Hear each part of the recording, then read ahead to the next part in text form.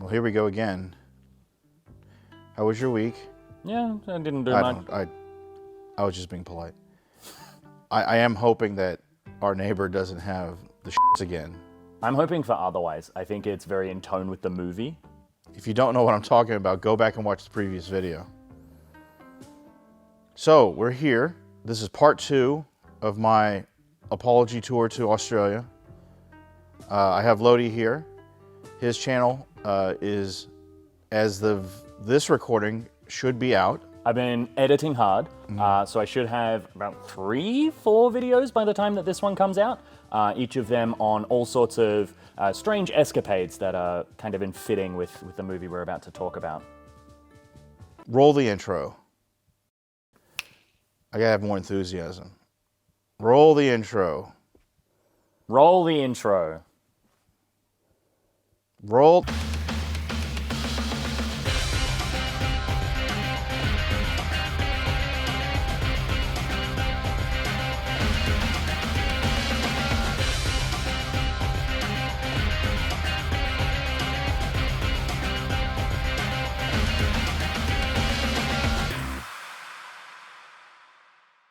Welcome back to all of you. Thank you for coming here to watch. And if you enjoy these videos, I'm going to do the YouTube thing. Please do us a favor, or me a favor, because it's my channel. And also, if you like any of his videos, give it a thumbs up. And that helps somehow with the algorithm get more people to be able to see these videos. So if you enjoy this, or if you tolerate it, please give it a thumbs up. And that's, as said like a true YouTuber, if you tolerate me, like and subscribe. Boy, that's depressing. Speaking of depressing, what movie were you talking about today? Well, let's go back in time. Last time we watched The Castle that Lodi picked, and it was, I liked it. I thought it was great. So, because he proved that Australians could make worthy cinema, then I had to go and find, for the second part, the best American movie about Australia. And I had many, many choices, but it came down to really only one choice. Did you have many choices? What were the other options? I think there was a movie called Australia. That was Baz Luhrmann, wasn't it? I don't know who that is. He's Australian. Oh, well. What about that Penguin movie? Happy Feet? No, that's George Miller. He's also Australian. He's also Australian. He's famous for like 2 post-apocalyptic disasters, Mad Max and Happy Feet. So, the one I picked was none other than Crocodile Dundee. Seen here. What was that? It was a beep. Did you hear that beep? I did hear that beep. You're not having a stroke. Can I pause you before you begin? Yeah. I think we've got a lot of meandering at this start. Well, I worry that it's too low energy for your audience. My audience? Crocodile Dundee is an ode to the female fantasy, a ruggedly handsome man, emotionally withdrawn yet sensitive and caring, an exotic creature from some faraway land whose chiseled features will make all yous ladies swoon. I think it's going to be all us ladies. Hulk Hogan's portrayal, seen here, of the perfect man ticks all my boxes. He's mostly shirtless. His strong, hairy arms are ready to both provide and hold us, and most importantly of all, he is Australian. Crocodile Dundee, both the character and the movie, have become an all-consuming obsession after watching the film again for this video, and I have never been happier. So, why did you write this? There's a part 2. That first one was strange. I did not write that. You read it, though. I did read it. He wrote this, thinking it was a joke. I don't hear any laughter, which is typical for one of my videos. There's a part 2. Crocodile Dundee is also an ode to the American dream, which got my attention.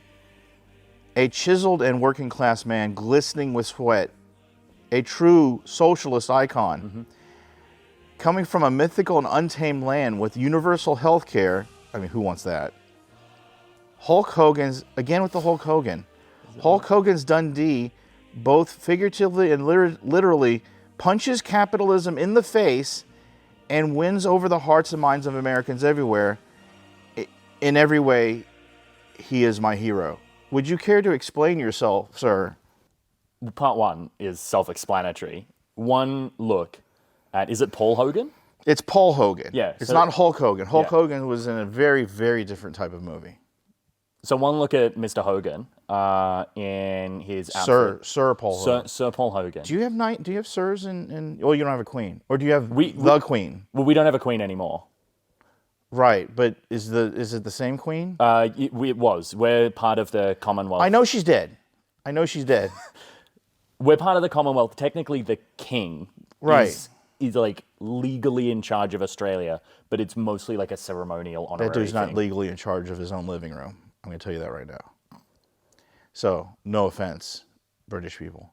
A full offense, British people. But, so, there's no Australian queen. Depends. We've got Lady Dame Edna.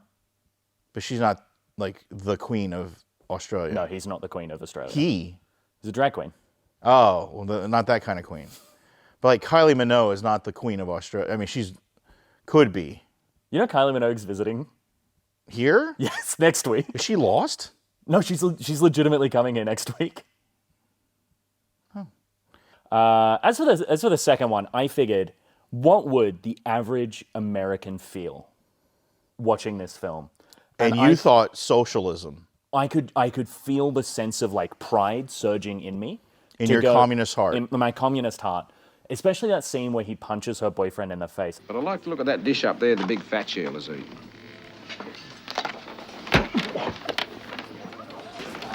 Can't handle his drink, poor fellow. I knew that was metaphorically him sticking it to capitalism. We'll get to that in a moment.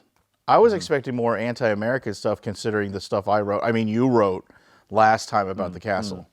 You know what? I think the difference between us is subtlety. You're right. I am much more subtle than you are.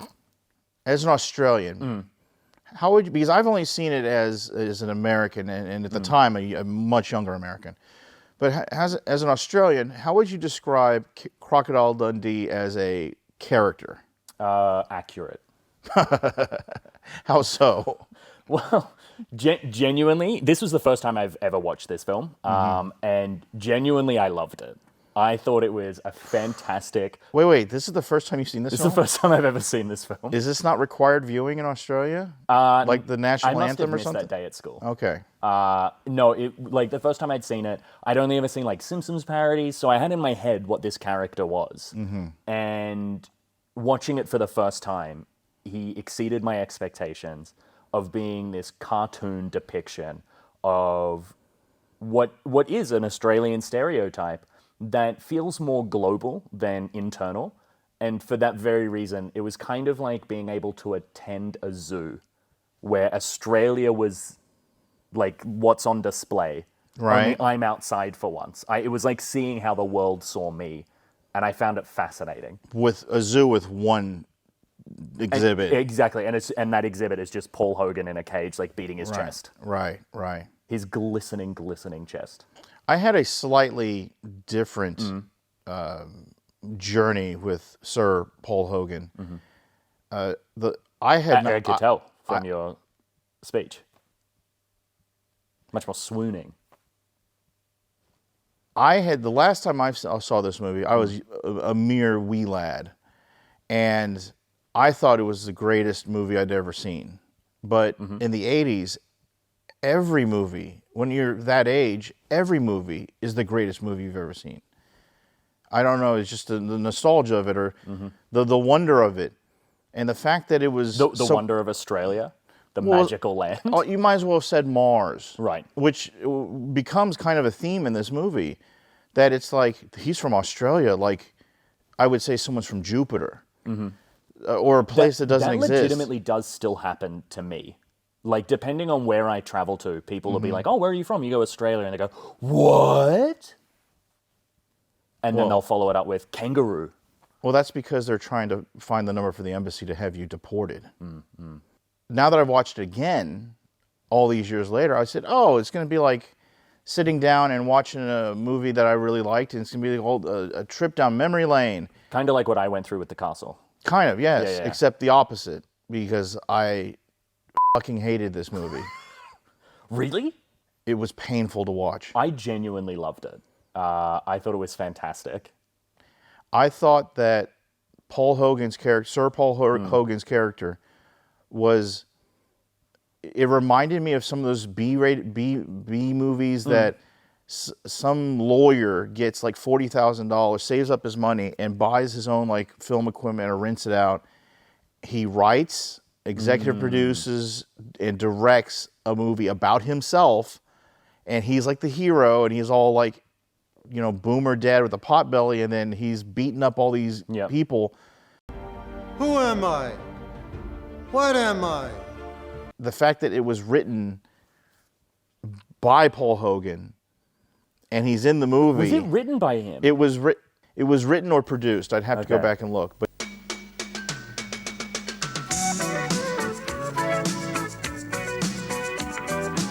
he is part of the production team. Okay. And it's about him, and he can do no wrong. Like, there's no characterization of him. Not that I'm like looking at this through a microscope or like it's Shakespeare or something. Like, the whole time you're watching him, and he's going through like the first part through the bush, and it's just like it is he can do anything. It's kind of fetishistic in a way, right? Is this kind of what? Fetishistic. Like the guys that were running Germany in 1938. That's the one. Okay. No, and just like how it kind of glorifies every single thing that he does. Of him. Yeah. No, him. Yeah, specifically him. Yeah. Like, he's almost like a mythical creature. Yeah. But he's like a mythical creature. He's a sex icon. In every He in seduces every way, the he's woman, perfect. which her name is, you know, the lady that takes him to New York. Her name? If she wasn't Paul Hogan, I wasn't paying attention. Fair enough. Fair enough. I have to look it up because someone didn't pay their cell phone bill. Is Steve a boyfriend? Sue? Does that sound right? Sue? Beats me. I know you don't remember, but her name's Sue, played by the actress Linda Kozlowski. Okay. I'm surprised you don't remember that. Also, the guy from Family Matters, Reginald VelJohnson, and Die Hard. And Die Hard 2. Is he the boyfriend? Of who? Sue. No, he's the chauffeur. He drives the car. Oh, okay. Oh, him. Yeah. Do you know what Family Matters is? No, I have no clue, man. You are speaking another language. This is before your time and in the wrong country. So, it was a sitcom of middle-class black family. It was quite good. Steve Urkel, you ever heard of him? Oh, I know Steve Urkel. Okay, that's where he comes from. Oh. Yeah. Cut to footage of sanctioned buffoonery doing the Urkel. It's not unusual to be mad with anyone. I was really surprised to find out that this film was in what I believed to be a chick flick. Like, this had all of the story beats of a romantic comedy where, like, all the girls go together and they watch it in the cinema. They maybe have, like, a bottle of champers. Wait, what? Like, this to me was like Sex in the City. You lost me, then you had me, then you lost me again. Yeah. You think that Crocodile Dundee It was a chick flick. was a chick flick that all the girls would get together and go watch Crocodile Dundee? That is how. See, that's. I feel like it's at war with itself because the name Crocodile Dundee screams like masculinity, all the boys. But the film itself, I feel like its narrative structure was a chick flick. Have you been smoking? It had the cigarettes? same story beats as like a film of some woman who's like independent and living it up in the city. She's got this boyfriend she's not into. She goes out to a winery or a farm. She falls in love with the farmhand. I'm with you on that part. Yeah. I'm with you on that part. That it was, but that was almost every movie in the 80s. Even like Ghostbusters had like the love It had that story. element, yeah. But the part where I disagree with you is that it was because it was so focused on Sir Paul Hogan. Yeah.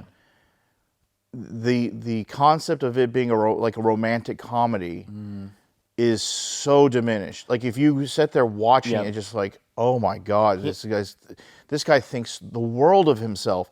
She is just like Hear me out. Who's the main character? Sir Paul Hogan. It's Sue. We open the film on Sue. The main conflict is around Sue. There's two main conflicts. Will she be with her abusive It's called boyfriend? Crocodile Dundee, not Sue. It's Sue is the main character, right? I stand by this. We open on her. All of the conflicts are centered on her, right? Will she be with Crocodile Dundee? Will she dump this like terrible boyfriend? It's all on her. She's our main character, and that is why the camera and the cinematography, it's why everything centers on Paul being this fantastical being, is because that's how she views him. So Crocodile Dundee is kind of like a mentally challenged Prince Charming. That is exactly right. Maybe not like Prince Charming, but that trope of the simple country boy who reminds us that we all need to maybe like chill out and not focus only on the city. Not only said mentally challenged because he's from Australia, but I don't think you and I saw the same movie. Like I agree that there was a lot of lean in on, and even like the ending, the big romantic subway scene. Thank you. Was very much Sue focused. But as soon as Crocodile Dundee enters the movie, like even before he does, the little Australian mayor guy was like, oh, he's a legend and he can do anything and keep him away from the ladies and da da da da. It's all about him. He like sucks all the oxygen out of the room. It's all about him from her eyes. Well, her eyes suck. And we clearly saw two different movies. The film I saw was fantastic, so I kind of feel sorry that you didn't see the one that I saw. Maybe you saw the director's cut because I didn't like it. I don't know why I liked it. I'm kind of ashamed that I liked it as a kid. I thought that you could divide this into, let's say, thirds, but not like time-wise, but like proportion. Yeah, I think so too. There's There's pre-Dundee. There's the first part Yeah. where it's like Dundee in Australia, where it's like building the mythos. He eats the roadkill. He hunts his own food. He fights the poachers. He does all these heroic things. That should have been the movie. That should have been Crocodile Dundee 1. Now, I'm sure in those orgy rooms that they do these movie ideas from the 80s where it's just cocaine everywhere, I'm sure that this was not this level of planning went into it. Part 2 should have been Crocodile Dundee in New York. They tried to go back in Crocodile Dundee 2 and like bring that back. Is there a Crocodile Dundee too? I think there's like 2 or 3 of them. I have so much viewing to do. Is Crocodile Dundee 2 just like Big Pig in the City? Well, I think so. Hold on, let me look. And like Tarzan 2, where he's stuck in the city, but they They couldn't did get it. Brendan That's the Fraser. problem. Yeah, because they did. It was kind of like two films. Crocodile Dundee. Australian outback expert Crocodile Dundee comes to the rescue when photographs of a crime scene make his lady love the target of a deadly drug cartel. What? That film is it the sounds same lady? Incredible. It is the same lady. It's Sue. It's Sue. And then 3. Please tell me it's called Crocodile Dundee 3. Okay, so you've seen 1 or 2 movies. After hearing what you think about Crocodile Dundee, I don't know if I should ask this question. So Crocodile Dundee 1 should have been Australia only. Yep. Crocodile Dundee 2, Crocodile Dundee in New York. Guess where Crocodile Dundee 3 is? Also New York? Nope. Is he in London? That is a very good guess. The natural progression. So it's after New York, it has to be either London, France, or Hollywood. It's Hollywood. Now, I don't know if they made a Crocodile Dundee 4, but if they made a Crocodile Dundee 4, space. It would have to be space. Those are the rules. I really hope they do one. Like, they're in the mood. Hollywood's in the mood right now of doing like new films, regurgitating old stuff. I really hope we get Crocodile Dundee 4, Dundee in space. They didn't make a Crocodile Dundee 4. However, Paul Hogan is reluctantly thrust back. Sir Paul Hogan is reluctantly thrust back into the spotlight as he desperately attempts to restore his sullied reputation on the eve of being knighted. He was knighted. Oh, it's about him as an actor. It's called The Very Excellent Mr. Dundee. I don't know if this is a documentary or not. Okay. Okay. Paul Hogan, Sir Paul Hogan, Chevy Chase, John Cleese, Jacob Blue, I don't know who that is, Olivia Newton-John, also a great Australian, Wayne Knight, who played Newman in Seinfeld. Oh, okay. Yep, I know who that is now. And Reginald VelJohnson, who played the chauffeur in the first movie. It comes back. That is a star-studded cast. That is a sad 2004. I'm looking at some of the photos here. That is a sad. Did they not bring Sue back? That sounds incredible. So yeah, we all know the natural progression is Crocodile. I almost called him Thor. He kind of reminds me of Thor. He's in Asgard. Then they bring him to Earth, Midgard, and then he's a fish out of water. But it should have been Crocodile Dundee in Australia, then in New York, then in Hollywood, then in space. That is the law. It is a weird, story structure because it's kind of like Campbell's hero's journey, but the ordinary world is like the outback Australia is this mythical place. Well, that's the And thing. then They go to New magic York. world is just New York. Yeah, but New York is just as weird as Australia is. Yeah.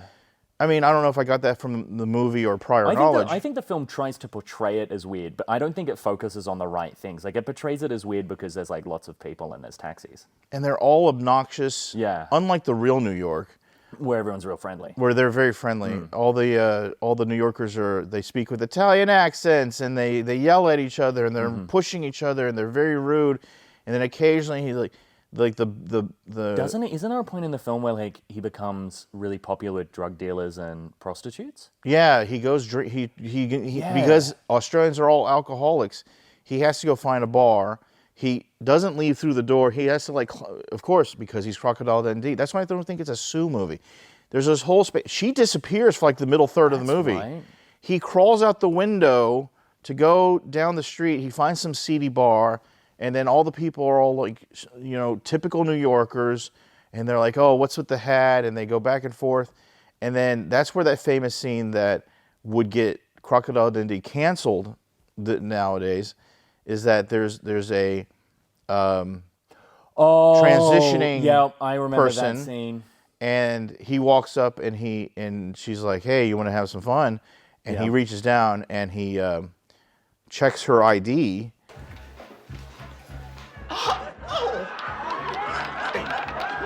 That was a guard. Guard dressed up like a sailor. And then she starts screaming, and Dundee's like, that's a bloke, which is Australian for guy. I remember that scene. When I was watching it, I wrote down, would this scene happen today? When I saw that scene, I wrote down based. I didn't write anything down. This movie wasn't worth pencil and paper. I genuinely wrote down a heap of notes and then just lost them. Much in the same way that I myself got lost in Paul Hogan's Sweat. This is why this is our final collaboration. I love this film. I thought it was a chick flick. Did you know that it's based on a real event? Yeah, Paul Hogan. So I looked into this and I was like, oh, it's kind of interesting that there's this stereotype of the Australian bushman, and it kind of got me thinking about Steve Irwin and Russell Coit, callback for you Australians watching. And then I wonder how far this rabbit hole goes. And there is a real life person that this film was based on. And I want to tell you this guy's story because it is batshit insane. Okay, so this is based on a man called Rodney William Ansell, who was born in 1954 and died 1999. He was an Australian cattle grazer and buffalo hunter who was described to have been from the bush He's reported as being really close with the indigenous community. So, like, we're hitting all of the notes of Paul Hogan. And then he became famous in 1977 after he was stranded in remote Northern Territory in Australia. And he survived for 56 days with limited supplies. And when he came back home, his news story blew up. I want to tell you this story. So he completes a buffalo catching job in Western Australia and then decides, just on a whim, I'm going to go to Victoria River, which is 600 kilometers away, and thinks he'll get there by boat. So he's traveling by boat inland and according to him, his boat gets capsized by a whale inland. This sounds like a story from the Bible. He gets capsized by a whale and is stranded 200 kilometers away from any form of settlement. He then manages to repair his boat, only the motor doesn't work, so he has to control it by an oar. He tries to paddle his way back to society, but one night his boat is pulled out into the sea and he ends up on a remote island by the mouth of a river, in the ocean, more or less. And he has to survive on that island for about a month. So he was stranded there for 48 hours, where he claimed to survive off of drinking cow's blood for fear of dehydration. He ate honey from a beehive that he successfully pilfered, and he had to sleep in a tree which he shared with a venomous brown tree snake because there were so many crocodiles on the ground he could not sleep on the ground. After being stranded there for a couple days, he hears the sound of horse bells, and he finds some stockmen, and it's through them that he makes his way back to safety. And so, he survived this whole ordeal, ended up on the news when, after telling this story at the pub, it kind of leaked out, and he became this world figure. And that's what this story is based on. Yeah. So the mythos of the Australian outback, not the restaurant, was created based on real life, allegedly real life. On some bloke. Right, some bloke. Who got capsized inland by a whale. Right.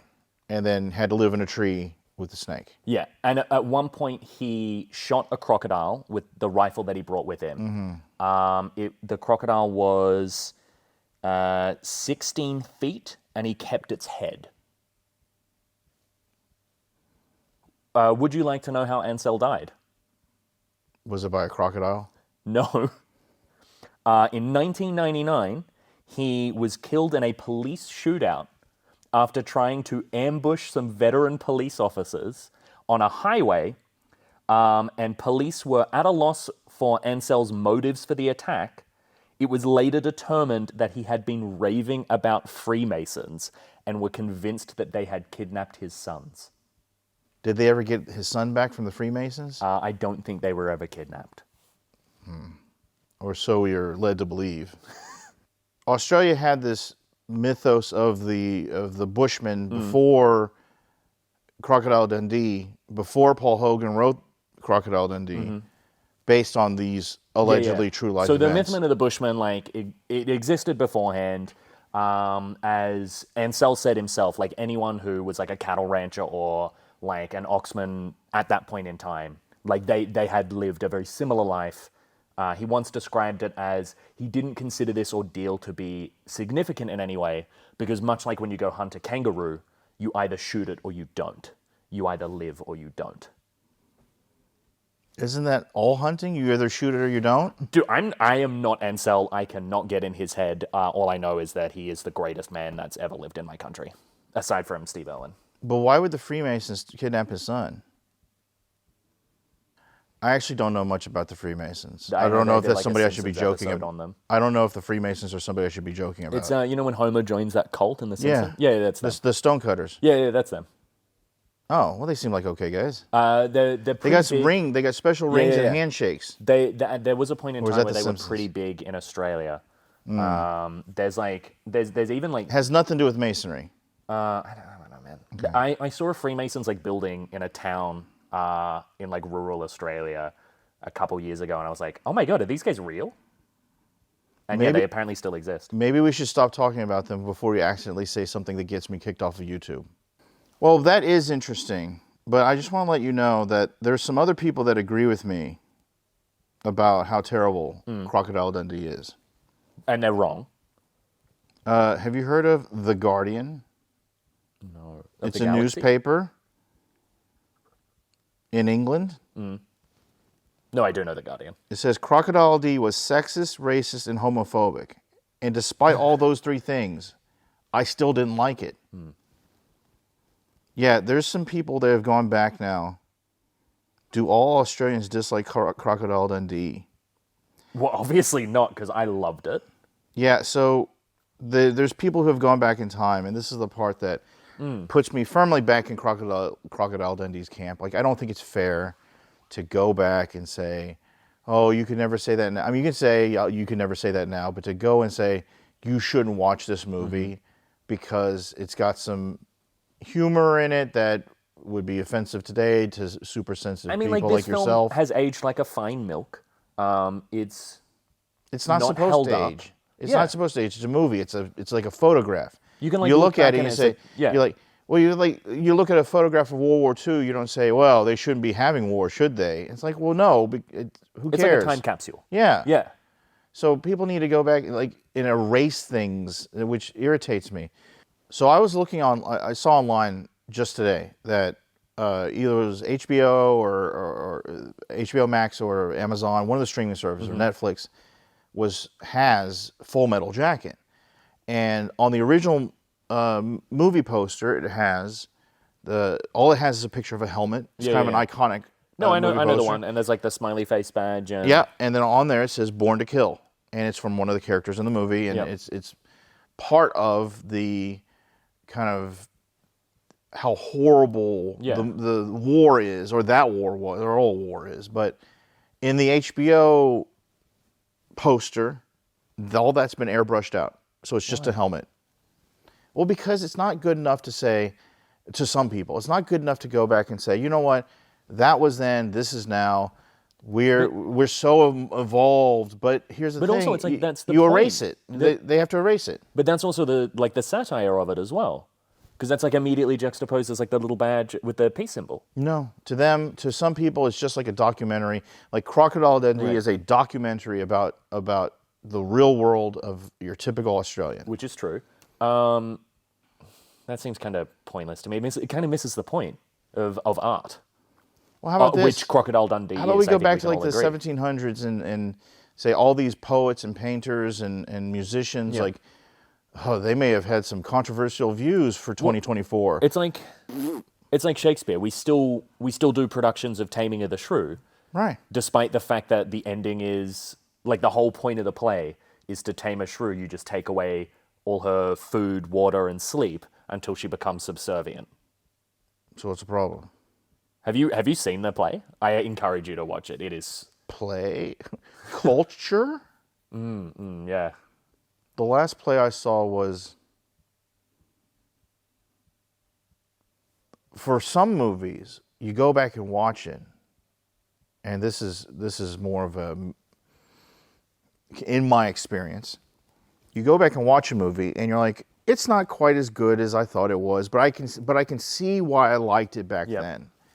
A good example of that's The Never-Ending Story. Do you know that movie? Yeah, I know the Never-Ending The Story. Never-Ending Story. Didn't they kill a horse? Oh my God. I'm still traumatized by that shit. Yes, Artax the horse. And it's the most brutal. It's a kid's movie. Yeah, I've seen it, and I only remember that scene. I remember nothing There's a else about lot. the film. It's the first time that I've ever saw a horse die. It's the first time I ever saw a huge set of tits. So,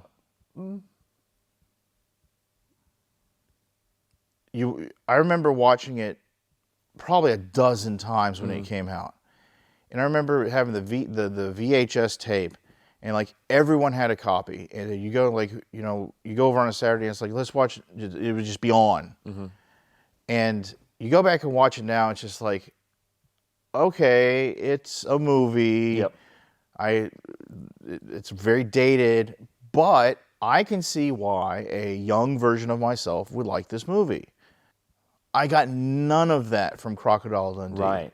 All the jokes fell flat for me. The only thing that kind of perked my interest is like, oh, Reginald Vell Johnson's in this movie.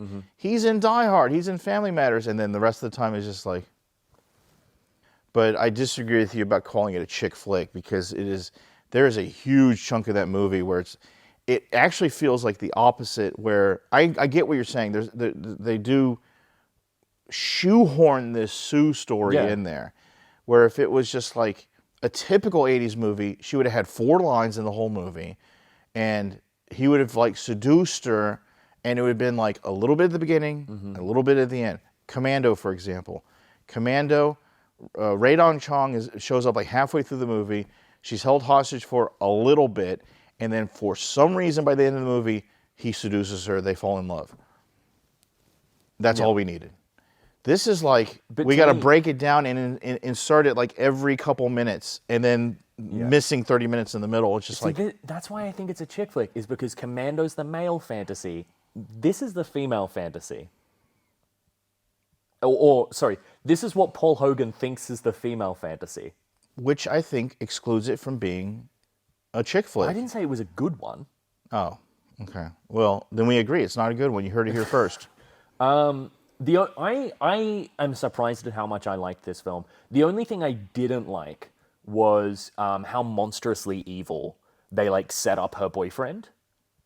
But okay, but it's like, to be fair, you weren't around then, young one. That was the stereotypical 80s anti-business. There was this very much, anybody that was wearing a suit had like a 97% chance of being the bad guy. They were the movie. bourgeoisie, and we needed to stand up against them.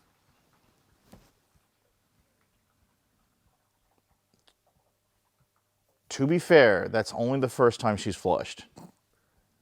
He like represents the bourgeoisie, and we need our socialist hero, our Marxian Dundee, to stand up against him. I get it. I don't know if it was that complicated. No, it was just that it was viewed as the 80s were the decade of greed, or some people viewed it as the decade of greed. So there's the view of corporations being greedy and manipulative and evil. They're the ones who wanted to shut down the ski school. They're the ones who wanted to take over the community park for some reason. And the kids have to get together and save the park. Goonies is a good example. Goonies, the banks foreclosed. Those evil guys in suits are foreclosing on their house, and they're gonna and the evil corporation. It's only later we found out that how evil corporations are. For me though, like it's almost as if Paul Hogan read Save the Cat, the like screenwriting book, and then went, I'll do the opposite with this guy. And he was like, I at some point I was almost expecting him to like just walk up and kick a dog. Like I couldn't hate him anymore with how he was portrayed.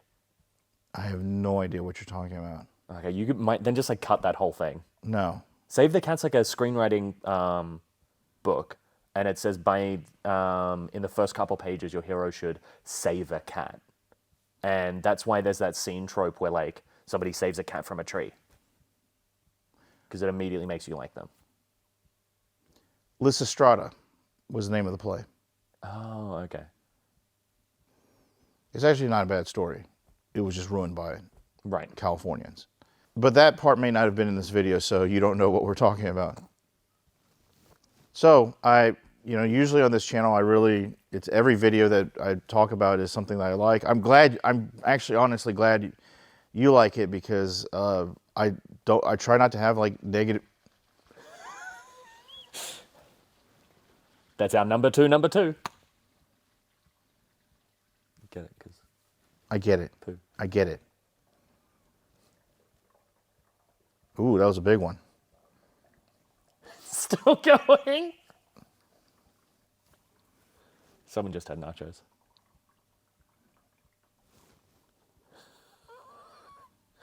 What the hell did you eat? Anyway, back to vegetarians. I mean, as I was saying, I'm glad you liked it, because I'm trying to keep this channel to be positive, and like I only do movies I like. Honest to God, I thought that I would say Crocodile Dundee, and it would be the opposite And I kind of like the castle. Like, I don't think you thought that I would like it, or maybe I'm you did. surprised at how much you liked it. I Like, thought really- you would enjoy it. I didn't think you'd like it. I really liked it. I really like the castle. It's going in my permanent. It has permanent hard drive space. Oh, But I thought it would be a similar or the opposite reaction with Crocodile Dundee, that I would like it because it's an 80s kind of American movie, and that you would hate it because it's like all these things are wrong about Australia and it's offensive and yada yada yada, and it doesn't fit your socialist ideology. But it sounds like it's I think it's because I almost found it, like, I viewed it like a comedy.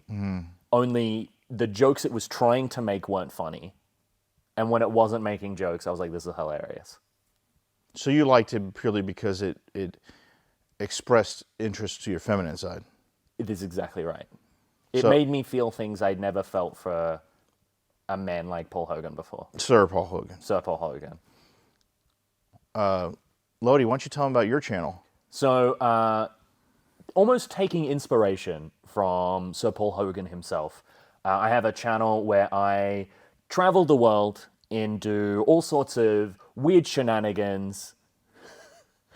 My channel takes inspiration from characters like Paul Hogan, which I kind of view myself as the modern Australian hero. And so I just travel the world and make all sorts of weird videos, whatever ultimately entertains me, that are about travel and photography.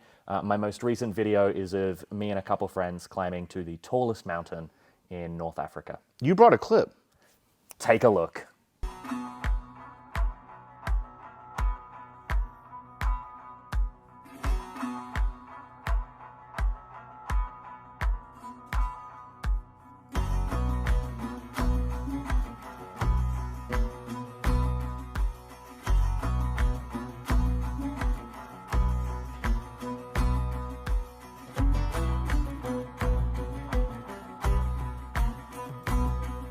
So go check out Lodi's channel.